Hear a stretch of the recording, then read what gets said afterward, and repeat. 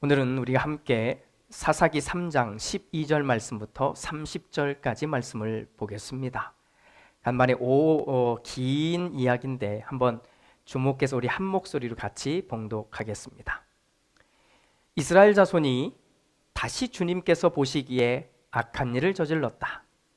그들이 이렇게 주님께서 보시기에 악한 일을 저질렀기 때문에 주님께서는 모압 왕 에글론을 강적이 되게 하여서 이스라엘을 대적하게 하셨다.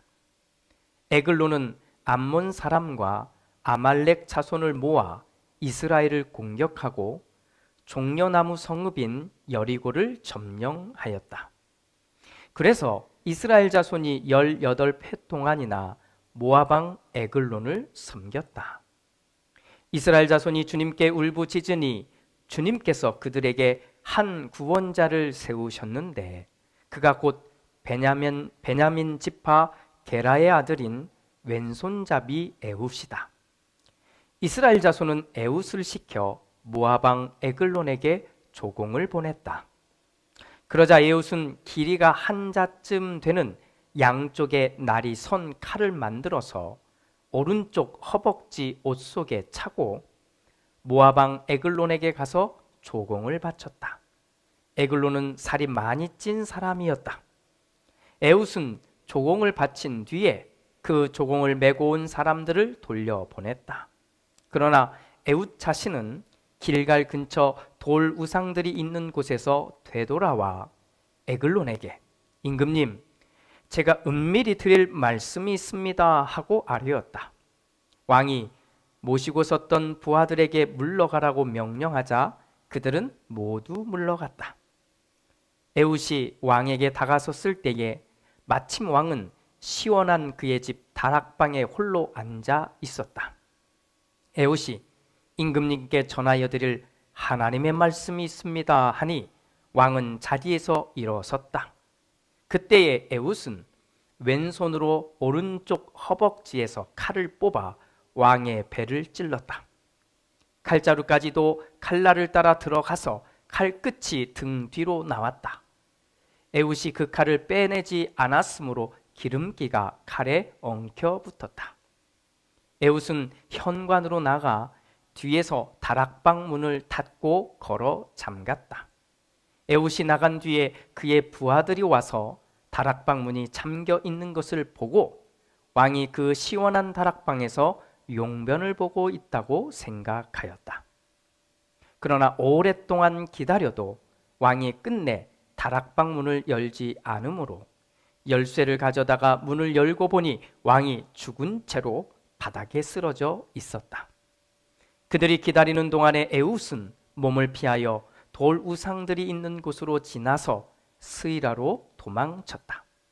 그가 그곳에 이르러 에브라임 산간 지방에서 소집 나팔을 불자 이스라엘 자손이 그를 따라 산간 지방에서 쳐 내려갔다. 에훗이 그들을 앞장섰다. 나를 따라라. 주님께서 너희 원수 모압을 너희 손에 넘겨 주셨다. 그가 이렇게 외치자 그들이 에훗을 따라 내려가 모압으로 가는 요단강 나루를 점령하고 한 사람도 건너가지 못하게 하였다. 그때에 그들이 쳐 죽인 건장하고 용맹스러운 모압 군인의 수는 모두 10,000명이나 되었는데 한 사람도 도망치지 못하였다. 그날 모압은 굴복하여 이스라엘의 통치를 받게 되었고 그 뒤로 그 땅에는 80년 동안 전쟁이 없이 평온하였다. 아멘.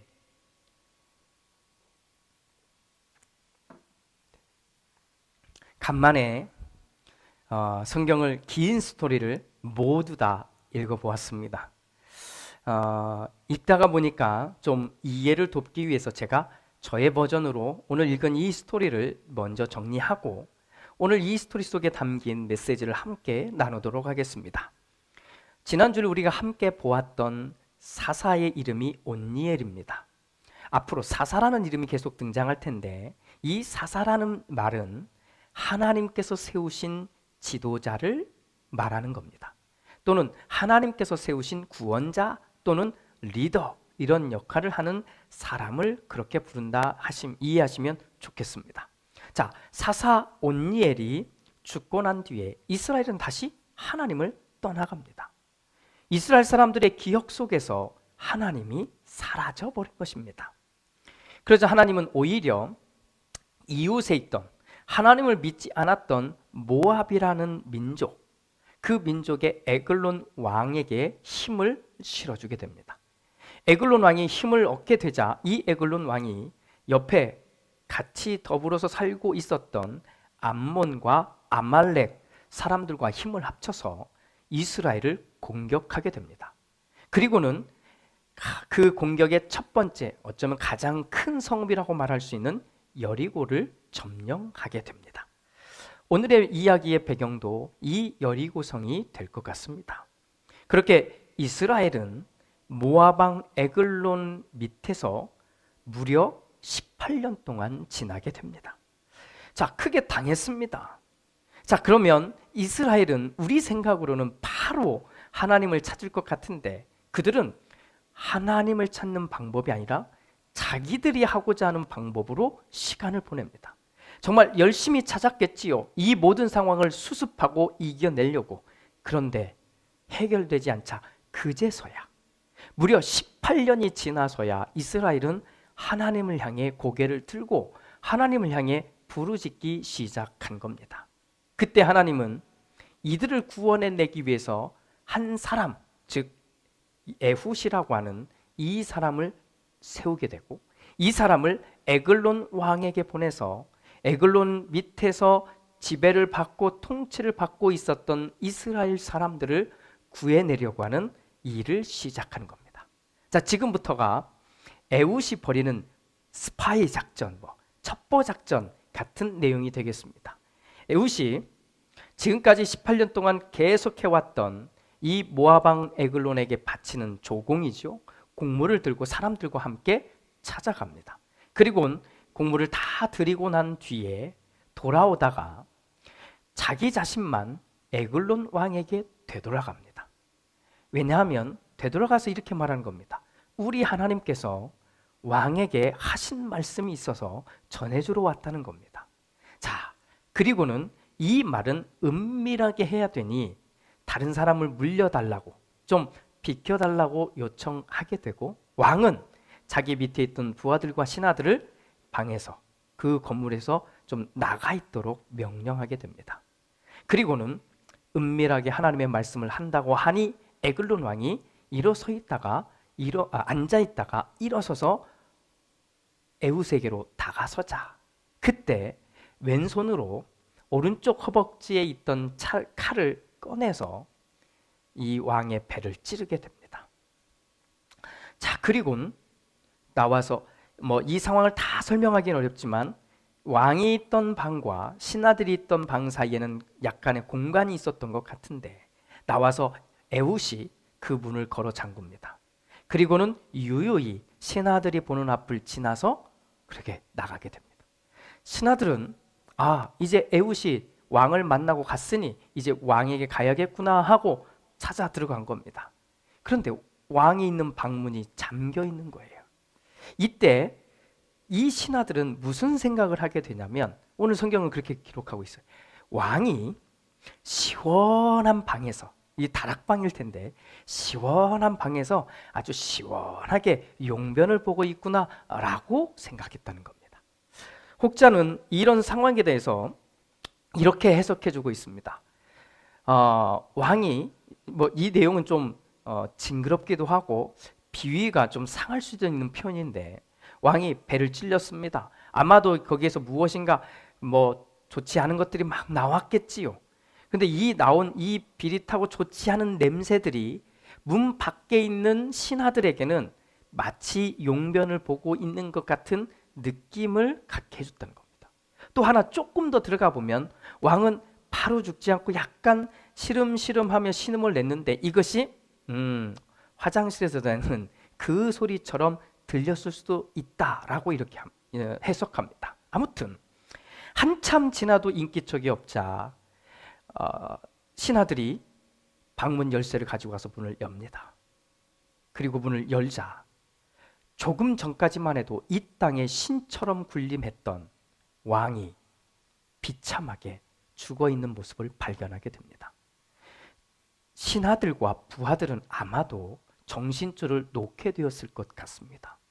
그때 이미 에훗은 멀찌감치 도망갔을 뿐만 아니라 마치 지금 이 모든 상황을 알고 준비하듯 이스라엘 사람들을 다 모두 불러내서 이 모압을 공격하기 시작합니다. 그리고 이 공격 끝에 결국 이 전쟁에서 승리하게 됩니다. 그리고는 이스라엘은 이 모압을 다시 지배하게 되었고, 다시 지배하면서 평안한 삶, 평화로운 삶을 무려 80년 동안 살게 되었다 하는 내용이 여기에 나옵니다. 정말 첩보 영화, 스파이 영화에 나오는 한 장면같이 보여지지 않습니까? 자, 이 내용에서 확실하게 짚고 넘어가야 될 것은 사실 두 가지는 있어요. 일단 이거는 짚고 가야 됩니다. 첫 번째는 왼손잡이는 특별하다. 자, 읽다가 보니까 성경에 보니까 에훗이라고 하는 사사가 왼손잡이다 이게 나옵니다. 그랬더니 정작 읽어야 될 내용은 읽지 않고 왼손잡이는 정말 특별하구나 이렇게 읽는 사람들이 있어요. 그러니 이거는 안 됩니다. 이건 큰 실수를 하는 거니까 그렇게 읽지 말아 주십시오. 또 하나는 에글론 왕에 대한, 모압 왕 에글론에 대한 표현이 나오는데 살이 많이 찐 사람이라고 이렇게 소개하고 있습니다. 자, 그랬더니 어떻게까지 말하는 리더들이 있냐면요, 뚱뚱하면 죄라는 겁니다. 그 죄니까 살찌면 회개해야 된다는 거예요. 근데 이게 우스갯소리처럼 들리지만 이런 사람들 꽤 많다는 거 아셔야 됩니다. 그런데 정말 성서시대로 가보면 어떤 일이냐면, 살이 찐 건요, 죄를 짓거나 잘못됐음을 표현하는 게 아니고요, 그 당시에는 존경의 대상일 때 이 표현을 쓰고 있다는 걸 아셔야 됩니다. 이것은 죄니까 회개해야 되고, 이건 문제니까, 악이니까 이렇게 상징하는 것으로 이해하는 게 아니라 오히려 풍요로움의 상징, 존경의 상징으로 이해해 주어야 한다는 겁니다. 자, 정말 읽어야 할 부분은 이제부터 나누는 내용입니다. 우리가 사실 이 이야기 속에서 에훗이 왼손잡이라는 것은 굉장히 큰 의미가 담겨 있다는 겁니다. 히브리어 원문을 보면 왼손잡이라고 하는 이 표현을 번역하는데 어렵다는 것을 알 수가 있습니다. 좀 어려운 설명이니까 제가 간단하게 말씀드릴게요. 이 표현 가운데 히브리어 에테르라고 하는 말이 나오는데 이 단어는 지금도 어떻게 해석해야 될지 사실 확실하지가 않습니다. 그래서 요즘의 성서학자들은 그 옛날 히브리어도 잘하고 또 헬라어도 잘했던 사람들이 원래 히브리어 성경이었던 이 성경을 헬라어로 번역을 했는데, 이 번역이 70인역 성경이고, 70인역 성경에서 이 에테르를 포함한 이 단어들을 다음과 같은 단어로 번역을 했어요. 그러니까 이거는 굉장히 도움이 될 텐데, 헬라어로 번역한 이 단어가 암포테로덱시오라고 하는 말입니다. 암포테로덱시오. 이 말은 두 손이 모두 오른손인 사람, 이런 뜻입니다. 자, 두 손이 모두 오른손인 사람. 자, 뭘까요? 왼손도 오른손처럼 쓸 수 있는 사람. 아시겠죠? 그러니까 오늘날 우리의 표현으로 굳이 다 바꾸자면 양손잡이 이렇게 말해볼 수 있는 거가 됩니다. 우리가 성경을 읽을 때 사사들의 이야기가 됐든 예언자들의 이야기가 됐든 읽을 때 정말 집중해서 놓치지 않고 보아야 될 것 가운데 하나가 이 사람들의 신체적인 특징입니다. 오늘 여기에도 그 특징이 나오는 거예요.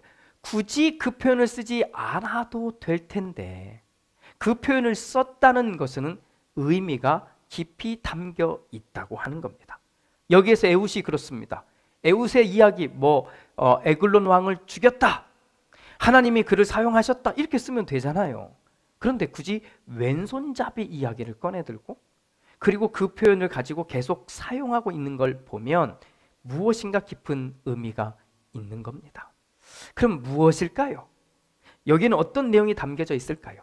우리가 영화를 설명해주는 어떤 프로그램들을 보면 한 장면 한 장면 이렇게 끊어서 설명을 하는데 오늘도 저는 그렇게 한번 설명해 보려고 합니다. 우리 두 가지 장면이 되겠습니다. 첫 번째 장면은 에훗이 에글론 왕을 만나러 들어가는 장면입니다. 자, 왕을 만나는데 외국 다른 지배하고 있는 민족 사람이 온 거예요. 그런데 왕에게 그냥 만나세요 하는 게 아니겠지요. 당연히 몸수색을 합니다. 이 사람이 무기를 갖고 있는지 어떤지 분명히 검사를 했을 텐데 왕 앞에 그냥 갑니다. 한 번도 아니고 두 번씩이나. 자, 한번 이것을 생각해 봐야 되고요. 두 번째, 에글론 왕이 에훗에게 다가서려고 하는데 에훗이 칼을 꺼내요. 어떻게 꺼내냐면 이제 화면상은 어떻게 보지만 제가 이거 왼손입니다. 왼손으로 오른쪽 허벅지 쪽에 있는 옷 안에서 칼을 빼내서 찌르는 거예요. 그런데 우리는 상식적으로 어떻게 아까 이제 살찐 것에 대한 이야기를 하는데 얼마나 쪘으면 왕이 그렇게 하는데도 둔해서 막지 못했다 이렇게 보는데요. 실제로 보면 그렇지 않습니다. 당시의 왕은 어느 누구보다도 건장해야 되고요. 그리고 어느 누구보다도 전쟁, 즉 싸움에 능했던 사람이 왕이었던 겁니다. 그러니까 만약 에훗이라고 하는 사람이 자기를 어떻게 하려고 하는 행동이라고 이해했으면 왕은 어떻게든 이거를 막아냈거나 했을 수 있다는 거예요. 그런데 왼손으로 허벅지에서 칼을 꺼내서 찌르는 동안 왕이 대처하지 못했다고 하는 겁니다. 이걸 한번 생각해 보아야 될 필요가 있는 겁니다. 아무튼 결국 에글론 왕은 왼손잡이 에훗에게 찔려서 죽임을 당하고 맙니다. 우리가 이 장면 두 개에서 확인해야 될 것이 분명히 있습니다. 바로 왼손이라고 하는 겁니다. 왼손잡이라고 하는 것이지요. 모압이라고 하는 나라가 있어요. 당시에 이스라엘이라는 나라도 있어요. 그런데 이 모든 나라들이 만약에 손으로 비유를 든다면 오른손을 사용하고 있던 사람들인 겁니다. 오른손. 모두 100%가 그렇다는 게 아니고요.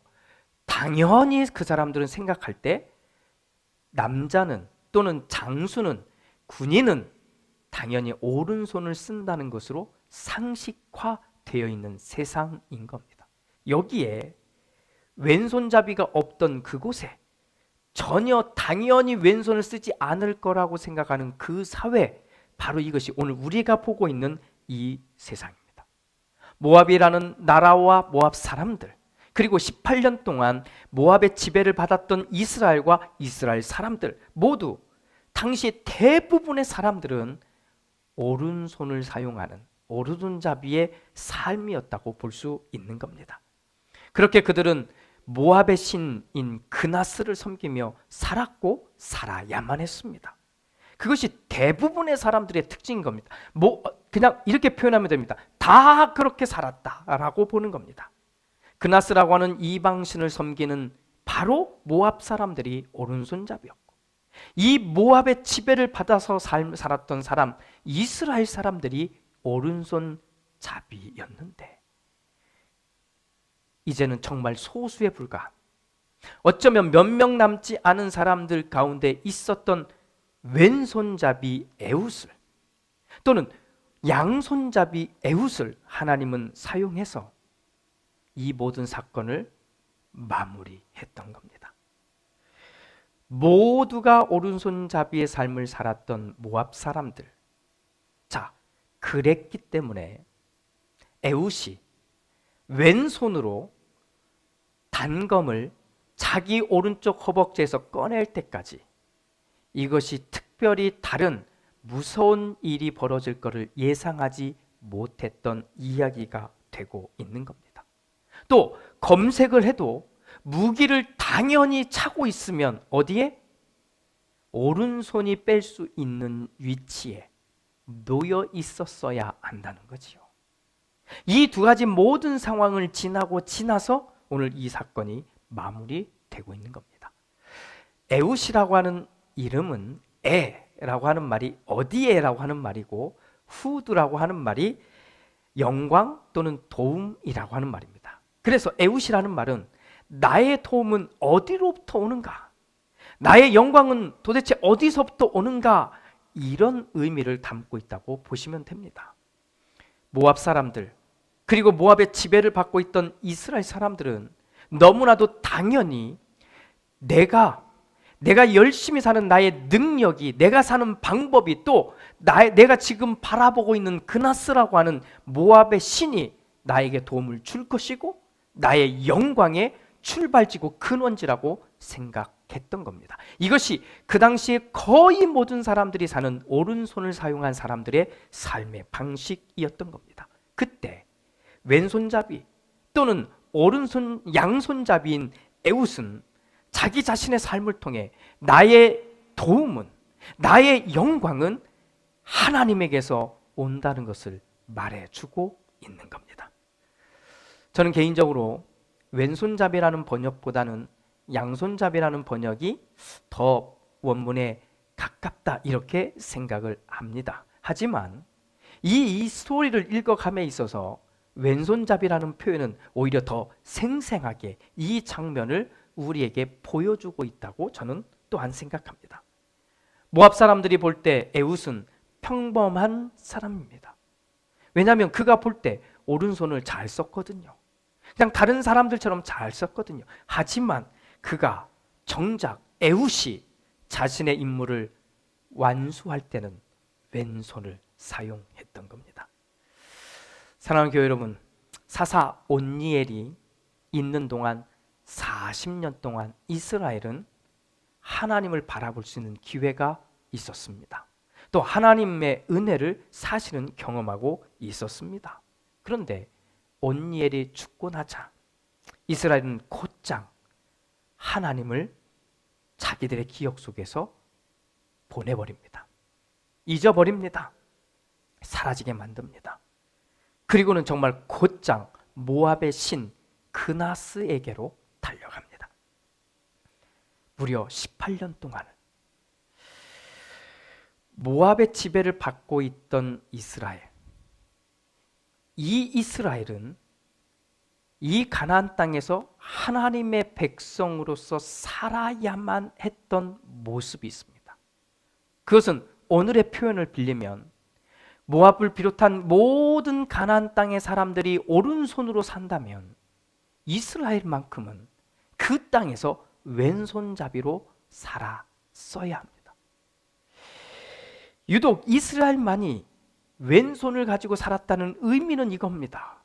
각자 이런 신 저런 신을 다 바라보고 살 수 있었음에도 불구하고 이 이스라엘만큼은 하나님의 말씀에만 순종하고 나에게 이 말씀을 주신 하나님만 믿는 것이 바로 그들의 삶의 방식이었고 기준이었고 모양이었기 때문입니다.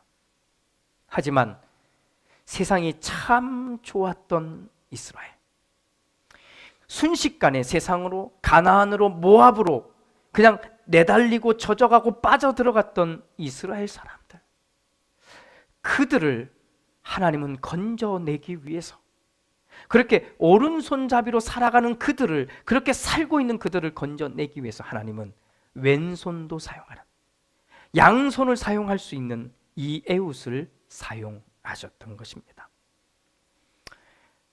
사실 하나님을 믿는다는 것 때문에 우리 그리스도인들이 유별나다는 말을 많이 듣고 있지요. 근데 우리 그냥 얘기해보면 사실 우리가 그렇게 유별나지는 않잖아요. 우리가 어떤 사이비 집단처럼 재산을 싹 다 팔아가지고 공동생활하자 이런 것도 아니고, 또 가만히 보면 요즘 얘기로 하면 교회 오면 예를 들면 성경책 들고 있으면 코로나 바이러스에 감염 안 됩니다 이렇게 말하는 정말 말도 안 되는 이런 말들을 하고 있지도 않고요. 무슨 교리니 뭐니 이러면서 막 이런 말들 해서 답답한 모습도 아니고요. 그러니 그냥 우리가 느낄 때는 그렇게 유별나지 않는데 우리가 세상 속에 있을 때는 세상 사람들은 우리가 이상하게, 아니 특별하게 보일 겁니다. 다 오른손으로 사용하는 세상 속에서 우리는 오른손도 사용하며 살지만 우리는 왼손도 잘 사용하고 있는 사람이기 때문일 겁니다.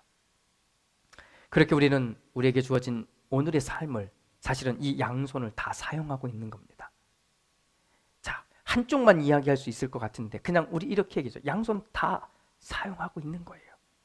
오른손을 전혀 사용할 줄 모르는 게 아니라 사실은 오른손도 사용하면서 살고 있고요. 근데 우리가 다른 건 세상 사람들이 사용하지 않는, 아니 하나님이 사용하는 왼손을 우리는 가지고 살고 있다고 하는 겁니다. 그러니 우리는 생각해 봐야지요. 오른손을 잘 사용하며 사는 것처럼 정말 나는 하나님이 사용하시는 왼손이 있는가? 그래서 우리는 양손을 잘 사용하고 있는가? 이거 우리는 확인해 봐야 되지 않겠습니까? 세상은 말합니다. 세상을 잘 살려면 교회 왜 다녀요? 예배 왜 드려요? 뭐 그런 거 왜 하세요? 헌금 왜 하고 가서 그 많은 시간 왜 하세요? 이런 말을 우리는 듣게 될 겁니다. 하지만 그런 세상을 향해서 우리는 이 왼손잡이의 사용을 하나님이 하시고 있다고 하는 걸 우리는 진짜 고백해야지 않겠습니까? 나는 하나님의 은혜로 살고 있습니다. 우리 가족은 하나님이 정말 도와주고 계십니다. 이 모든 상황에서도 하나님은 나를 지키시고 나를 인도하십니다. 이 말은 오른손만 쓰는 사람들은 할 수 없는 말이잖아요. 왼손을 쓰고 있는 사람, 이 왼손을 하나님의 도구로 쓰고 있는 사람이 할 수 있는 말일 겁니다. 자, 우리가 양손을 사용한다는 말에 오해는 없어야 됩니다. 그냥 내 마음대로 내가 하고 싶은 대로 어떤 때는 오른손도 썼다가 어떤 때는 왼손도 썼다가 이래도 된다는 말은 아닙니다. 우리가 왼손을 사용해야 할 때 그때는 어떤 상황에서도 이 왼손, 하나님이 사용하고 하나님의 사용을 받는 이 왼손을 쓰고 있는 우리를 보자는 겁니다. 우리가 하나님을 믿고 우리가 하나님의 은혜로 살아가며 하나님의 도우심을 바라보며 사는 것이 마치 왼손잡이로 사는 것처럼 느껴져서 의기소침하거나 살짝 이렇게 고개를 숙일 수 있을지 모르나 그렇게 하지 맙시다. 우리는 오늘 또 왼손을 사용하시는 하나님을 따라 오른손도 잘 사용하고 그리고 왼손도 정말 우리니까 정말 잘 사용해서 그렇게 살아내야 할 우리들이기 때문입니다. 그래서 오늘 말씀의 제목을 이렇게 정해본 겁니다. 양손을 잘 사용했어야 했다고. 이스라엘은 하나님이 붙든 손을 이제 경험한 겁니다. 누굴 통해서? 에웃을 통해서. 왼손잡이 또는 양손잡이 에웃을 통해서 비로소 하나님이 붙들고 있고 하나님이 사용하는 손이 무엇인지를 보게 된 것입니다. 저는 우리 모든 교우들과 함께 이 고백을 나눕니다. 하나님은 오늘도 하나님의 마음을 품고 기쁨과 감사함을 담아 살아내고 있는 여러분들을 기뻐하십니다. 할렐루야. 기도합니다. 주님, 오늘 우리는 하나님을 떠나 하나님을 잊어버린 이스라엘 사람들의 그 부르짖는 소리에 응답하신 하나님의 스토리를 읽어보았습니다. 모두가 오른손을 가지고 사는 사회 속에 왼손잡이 혹은 양손잡이인 에웃을 들어서 이스라엘을 건져내신 하나님의 이야기를 읽었습니다. 우리는 이 땅에 살고 있습니다. 세상과 완전히 단절해서 살 수 없기에 오늘 이 말씀은 우리에게 도전도 되고 희망도 됩니다. 하나님, 세상을 사는 모습 속에 믿음을 가진 그리스도인이 세상에서도 잘, 정말로 정직하게 또 행복하게 살아가게 하옵소서. 그러나 그것만 있는 게 아니라 하나님의 손에 붙들린, 아니 하나님의 손인 우리의 왼손, 이것을 때마다 아주 정확하게 확실하게 사용할 수 있는 우리 모두가 되게 하옵소서. 그래서 양손을 잘 사용하며 이 땅을 살아가며 사람들에게도 칭찬받고 하나님에게도 기쁨이 되는 우리 모두의 삶이 되게 하옵소서.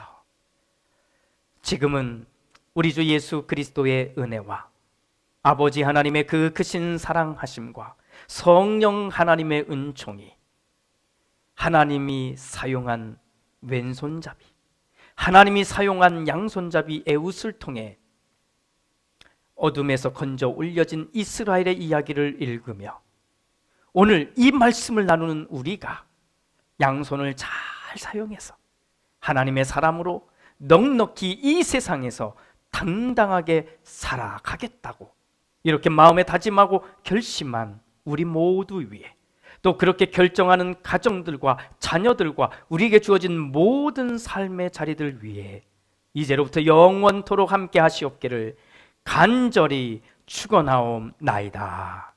아멘.